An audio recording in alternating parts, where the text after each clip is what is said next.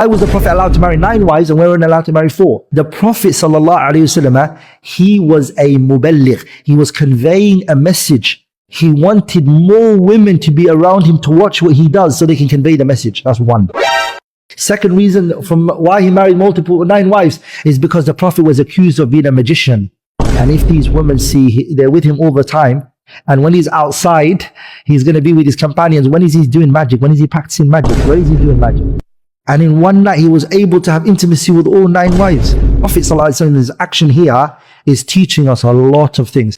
Many scholars generally reject or heavily qualify the speaker's 2 main explanations, the wives as transmitters of the message and continuous female observation to refute magician accusations, plus the claim of intimacy with all 9 in one night. They treat the polygyny as a historical and cultural reality needing scrutiny rather than a unique prophetic pedagogical device.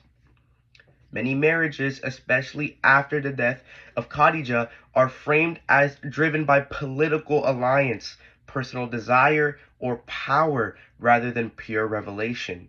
The marriage to Aisha, commonly reported as consummated when she was around 9, and the case of Zaynab bint Jahsh after her divorce with Zayd, are frequently cited as problematic. The Quranic exemption allowing Muhammad more than 4 wives, Quran 3350, is presented as self-serving legislation rather than universal principle.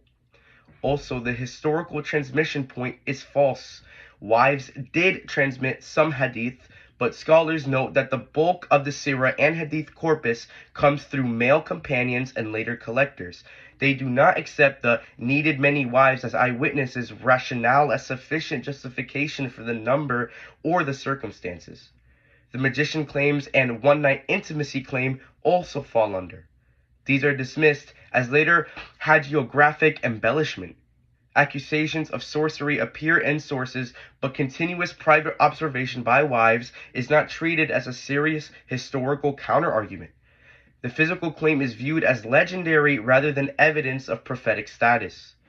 Muhammad's marriages fit 7th century Arabian tribal politics, alliances with powerful clans, absorption of widows after battle, and consolidation of authority. The special Quranic permission is read as legislation tailored to the leader, not evidence of divine pedagogy. Wives did transmit some material, but this is secondary to the political and personal functions. In short, the speaker's framing is an internal apologetic move common in some Dawah circles.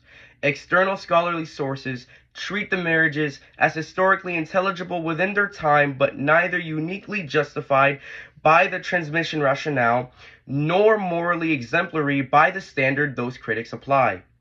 The one-night intimacy claim is almost universally set aside by non-traditionalists as non-historical.